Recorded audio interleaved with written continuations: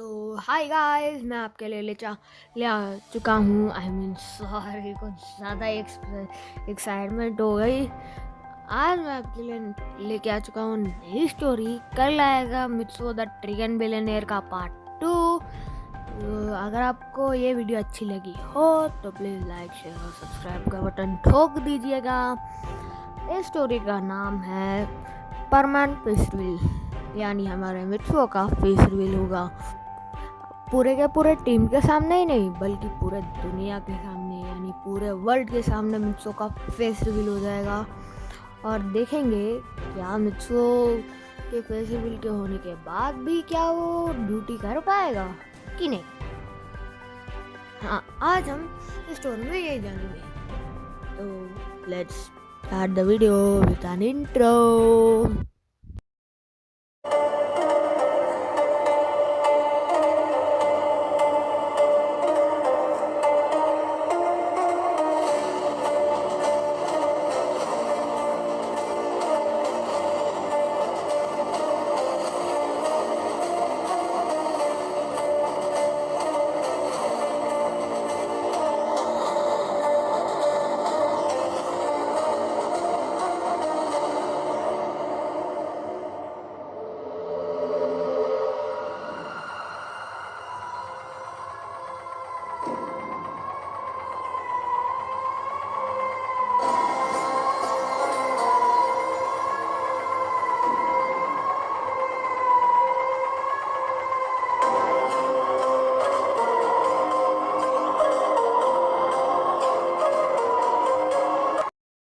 हाँ, तो हम देखते हैं कि मित्सु हर रोज की तरह मित्सु आज भी स्कूल के लिए लेट हो गया होता है और वो भाग दौड़ करते हुए अपने स्कूल के लिए निकल जाता है। और वो इस बार अपना लंच कुछ भी नहीं भूल जाता। वो बहुत रिस्पॉन्सिबल है, लेकिन वो अपनी परमानेंट ड्यूटी की वजह से वो थोड़ा सा इधर उधर सा लेट हो जाता है। इसलिए सर भी उसे माफ़ कर देते हैं, क्योंकि वो हर रोज़ नहीं लेट आता है। अब वो बहुत बदल चुका था। अब वो परमान भी था, लेकिन वो परमान है ये किसी को नहीं पता। इवन पाको पायन बूबी को भी नहीं पता है कि परमान असलियत में कौन है। सिर्फ बर्डमैन ही जानते हैं कि मित्सु कौन है, वो क्या करता है, उसकी पढ़ाई कैसी है। सिर्फ बर्डमैन जानते हैं और कोई नहीं जानता। वापस आते हैं अपने स्कूल के सीन पे। और इस बार जब जैसे ही स्कूल में मित्सु एंटर करता है, मैंने अपने क्लासरूम में एंटर करता है, सर अभी नहीं आए होते हैं मित्सु की खुशकिस्मत की वजह से। जैसे ही मित्सु अंदर आता है और बैठ जाता है, तभी सर की एंट्री हो जाती है। बहुत अच्छा हो गया, अपना सर ने कल भी बोला था। लेकिन सर माफ़ कर देते थे हर बार, क्योंकि सर को पता था कि मित्सु कितना रिस्पॉन्सिबल है और वो कितनी पढ़ाई में अच्छा है। और फिर वो प्रिंसिपल सर अचानक से जैसे ही सर एंटर करते हैं, प्रिंसिपल सर भी उनके साथ एंटर करते हैं और बोलते हैं कि बच्चों, कल हमारे स्कूल में एक कंपटीशन होने वाला है। जो भी परमान नंबर 1 एक्टिंग और पूरी परमान की टीम की एक्टिंग और उनके बॉस की एक्टिंग ठीक से करेगा और टीम वर्क की तरह काम करेगा, और जो परमान नंबर 1 की एकदम कॉपी जैसा एक्टिंग करेगा ना, उसे हम प्राइज अवार्ड देंगे और उसे बहुत स्कूल में पॉपुलैरिटी भी मिलेगी और उसे अवार्ड भी दिया जाएगा। और ये सुनकर सब लोग सोचने लगते हैं, सारे लड़के सोचने लगते हैं कि मैं परमान नंबर 1 बनूंगा, मैं परमान नंबर 1 बनूंगा। सारे लड़कियां सोचते हैं कि मैं पाको बनूंगी, मैं पाको बनूंगी, मैं पाको बनूंगी। और कोई भी पायन और बूबी की बात नहीं सोचता है, लेकिन कुछ लोग वो भी थे जो बर्डमैन बनना चाहते थे, यानी बॉस बनना चाहते। और मित्सु बोलता है, सर क्या मैं भी हिस्सा ले सकता हूँ। तो सर बोलता है क्यों नहीं ले सकते हो, और सर बोलता है बस इस फॉर्म पे साइन करो और तुम रेडी। अच्छे से प्रैक्टिस करके आना, तुम्हें जीतना है अवार्ड कल। तो मुझसे बोलता है हाँ सर मैं पक्का जीतूंगा करके बोलता है। और फिर सर प्रिंसिपल सर चले जाते हैं और वो क्लास शुरू हो जाती है। हाँ, इस स्टोरी में मित्सो बहुत इंटेलिजेंट है और वो एक रिच फैमिली से बिलोंग करता है। आई मीन थोड़ी अपर मिड रेंज, यानी कुछ लाइक एक छोटी सी कंपनी के ओनर होते हैं ना, वैसे मान लो आप। ऐसे कुछ मित्सो के पास पैसा तो होता है, बहुत पैसा है, वो अपने क्लास में सबसे अमीर है। तो चलिए वापस कंटिन्यू करते हैं। तो सर सबसे एक सवाल पूछते हैं मैथ्स से कि इस सवाल का जवाब क्या है। तो सारे लोग सोचने लगते हैं क्या है। फिर मुझसे अचानक से हाथ खड़ा करता है और बोलता है मुझसे का हाथ खड़ा लेकर सर बोलते हैं हाँ बताओ मुझसे, मैंने सोचा था कि तुम ही दोगे, और कौन देगा, तुम ही तो हो इंटेलिजेंट। तो मित्सो बोलता है सर इसका जवाब ये है। तो सर ने ऐसा सवाल पूछा था जो 11th क्लास के बच्चे तक सॉल्व नहीं कर पा रहे थे, और मित्सो ने सॉल्व कर दिया। ये देखकर सर के आंखें फटी की फटी रह जाती है कि मित्सो ने इतना हार्ड प्रॉब्लम कैसे सॉल्व कर लिया। और वो मित्सो से पूछने लगते हैं कि तूने इतना मुश्किल प्रॉब्लम कैसे सॉल्व कर लिया, ये तो 12th क्लास के बच्चे तक सॉल्व नहीं कर पा रहे थे करके। यस सुनने के बाद पूरी क्लास की आंखें और कान फटे के फटे रह जाते हैं कि क्या, ये 12th क्लास के बच्चे तक सॉल्व नहीं कर पा रहे थे और हमारे मित्सो ने सॉल्व कर लिया, वाह वाह वाह वाह करके तारीफ करने लगते हैं सब मित्सो की। वाह मित्सो तुम तो महान हो, बहुत अच्छे हो करके तारीफ कर रहे होते हैं। तुम इतनी पढ़ाई कैसे कर लेते हो, हमने कभी तुम्हें पढ़ते हुए भी नहीं देखा, तुम तो मास्टर निकले भाई। मित्सो बोलता है मैं तो कुछ नहीं करता, बस ऐसे ही मन लग जाता है तो पढ़ लेता हूँ, जो मन करता है वो कर लेता हूँ, बस इससे मैं अच्छा नहीं, बस मैं ऐसा ही करके मित्सो बोलता है। हाँ, अपनी मित्सो की एक पूरे स्कूल में एक अलग पहचान है कि वो सबकी मदद करता है। वो ऐसा नहीं बोलता, वो घमंड नहीं करता है कि मैं रिच हूँ, आप पूर हो इसलिए आप मेरी बात मानो, ऐसे वैसे नहीं बिहेव करता। वो भी एक सादा सीधा सा लड़के जैसे ही बिहेव करता है। सॉरी गाइस डिस्टर्बेंस के लिए, मेरी तबीयत थोड़ी सी ख़राब है इसलिए आप एडजस्ट हो जाना। चलिए शुरू करते हैं, कंटिन्यू करते हैं। वो सबको इक्वली मानता था, वो किसी को ज़्यादा किसी को कम नहीं समझता था और वो सबसे अच्छे से बात करता था। इसलिए मित्सो के स्कूल में मित्सो की एक अलग ही पहचान थी, और पारमैन के रूप में तो वैसे ही है। और ऐसे ही इंटरवल आता है, बाकी सारे पीरियड भी ख़त्म होने लगते हैं, फिर आखिर में छुट्टी हो जाती है और मित्सो सोचने लगता है कि मैं खुद परमानेंट नंबर 1 अपने मन में सोचने लगता है, तो मुझसे अच्छा मेरे को कौन जानता है, इसलिए वो परमानेंट। फिर भी वो अपने घर जाकर रिहर्सल करने लगता है कि मैं ऐसा करूँगा इम्तिहान, ऐसे करके वो प्रैक्टिस करने लगता है। और तभी वहाँ से ऊपर से पाको गुजर रही होती है।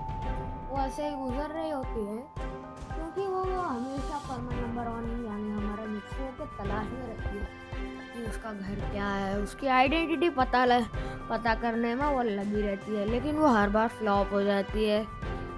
एक बार पाको ने ट्राई किया था, वो मित्सो के घर के सामने आती है और परमानेंट नंबर 1 को कॉल करती है, और उसने सुना कि परमानेंट के घर से हमारे मित्सो के घर से आवाज़ आ रही है। और जब वो पीछे मुड़ कर देखी और तभी पीछे पाको के पीछे से कोई बोलता है, क्या चाहिए पाको तुम्हें? तो ये देखकर पाको की आंखें फटी की फटी रह जाती है। पाको बोलते हैं, कुछ नहीं बस ऐसे ही आई थी, ऐसे ही कॉल कर रही थी कि तुम आज आओगे कि नहीं।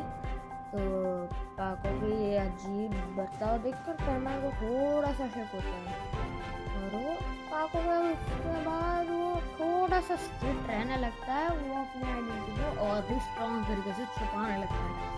ये हुआ था आपके पीछे यानी एक टाइम पर। और फिर परमान वहाँ पर किसी से ज़्यादा बात नहीं करता था, बस जाता है अपना काम करता है और वापस आ जाता है। वो कल रिहर्सल में भी ऐसे ही करने वाला था, ऐसे सोच रहा था, लेकिन वो ऐसा नहीं करता।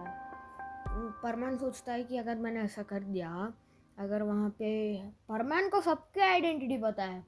परमान को ये पता है कि सुमिरे पाको है, पाको ही सुमिरे है। पाको को यानी हमारे परमान को पायन की आइडेंटिटी पता है, बूबी की आइडेंटिटी पता है, सबकी आइडेंटिटी पता है। इवन परमान जानते हैं कि बर्डमैन कौन है, असलियत में कौन है। लेकिन बर्डमैन ने उसे मना किया था कि किसी को मत बताना। और ये मैं कहाँ से जानूँ कि बर्डमैन असलियत में कौन है, बस मैंने ऐसे ही बोला। आप सीरियस मत ले लेना कि बर्डमैन की आइडेंटिटी कब रिवील हो गई, आप सीरियस मत ले लेना, बस ऐसे ही है। चलो करना। और मित्सुओ को सबकी आइडेंटिटी पता है और उसने कल सुना था कि वहाँ पे मिस सुमिरा भी आने वाली है।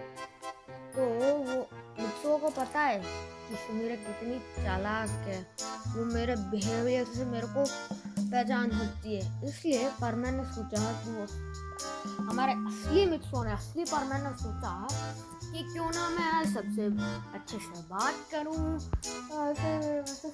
वैसे सोचने लगता है कि मैं सबसे अच्छे से बात करूंगा तो पाको सोचेगी हमारा परमान तो सबसे बात नहीं करता है, ये कहाँ से हो सकता है करके वो तो सोचेगी ऐसे करके।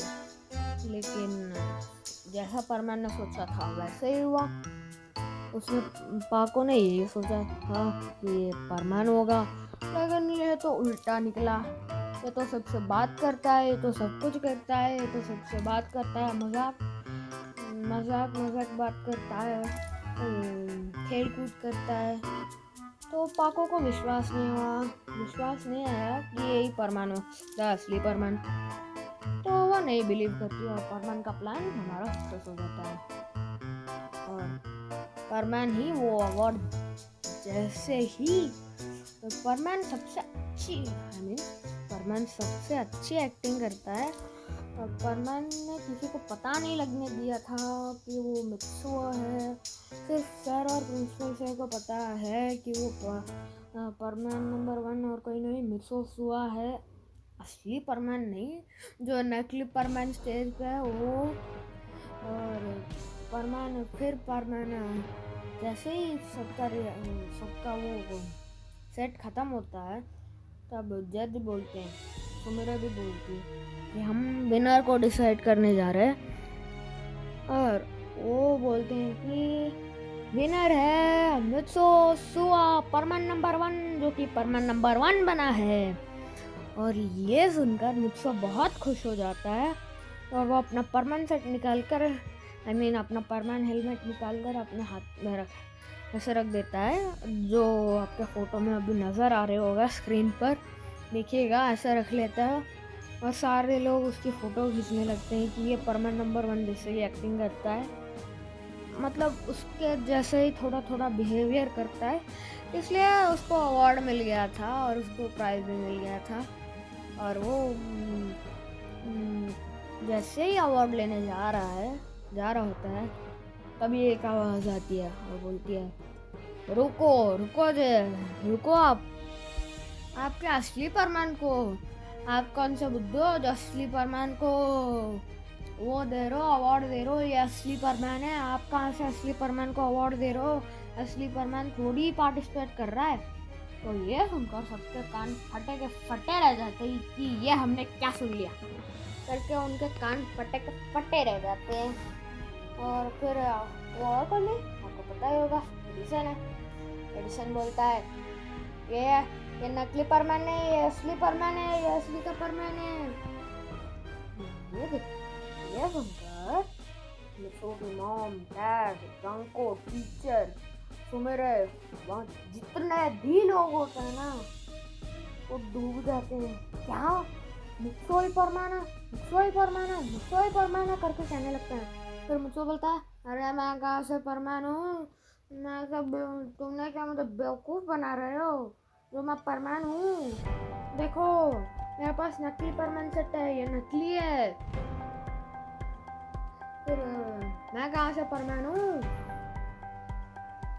फिर एडिसन बोलता है देख लेंगे। फिर एडिसन बोलता है परमान और अपना फिंगरप्रिंट इसमें लगाओ। फिर मुझको बोलता है नहीं आने लगाने वाला करके मुझको बोलता है। तो एडिसन बोलता है क्या अपना आइडेंटिटी रिवील करना डर लग रहा है करके अपना एडिसन धीरे से बोलता है। तो परमान बोलता है नहीं मैं किससे नहीं डरता, मैं मुझसे हुआ, मैं किसी से भी नहीं डरता हूँ, मुझसे हुआ, मैं किसी से नहीं डरता हूँ करके वो जोर से बोलता है। तो ये सुनकर थोड़े से हैरान होते हैं सब लोग कि मिक्सो के अंदर इतना गुस्सा।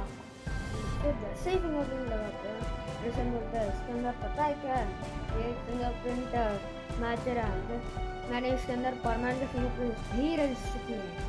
अगर मैच हो गया तो समझो तुम ही परमान हो, मान लो ना परमान नंबर 1 कि तुम ही परमान हो। तो परमान बोलता है तो उसमें रिजल्ट आ जाता है। जब भी वो रिजल्ट सारे लोग देखते हैं ना उनकी आंखें पट्टी रह जाती है। क्या इतना रिच फैमिली का लड़का तो परमान कैसे हो सकता है। तो सारे फिर मुझको बोलता है सबूत दिखाओ, क्या सबूत है, सिर्फ फिंगरप्रिंट से क्या पता चलेगा, सबूत बताओ, सबूत दिखाओ करके परमान बोलता है।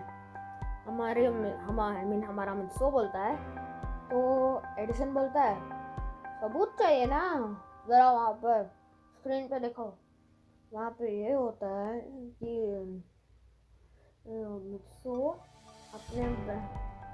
मुझको अपने स्कूल से आता है और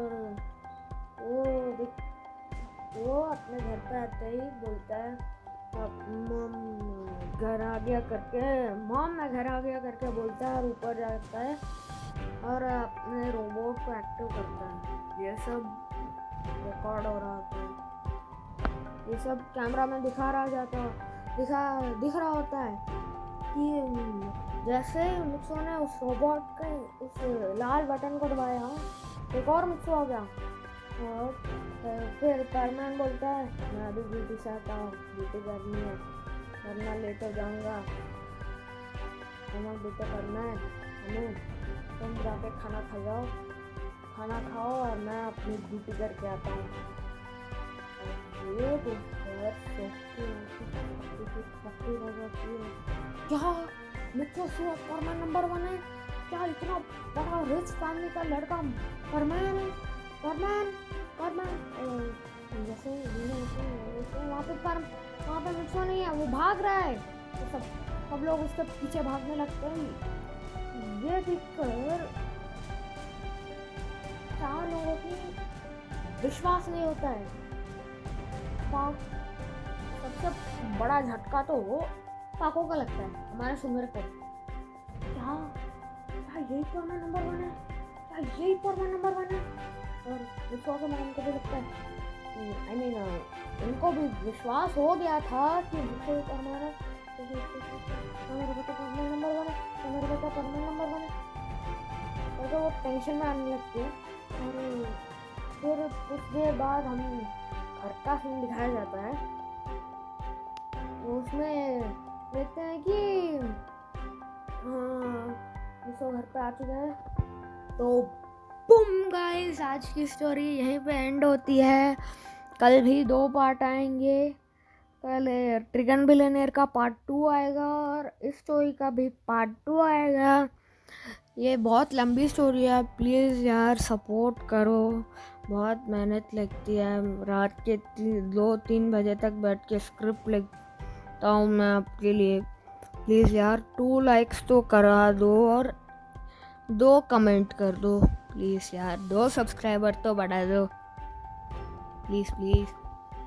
तो चलिए, आप सही सलामत रहिए, कहीं बाहर जाना है मास्क लगा के जाइए। Be stay home, stay safe. तब तक के लिए बाय बाय, सायोनारा, जय हिंद, जय भारत।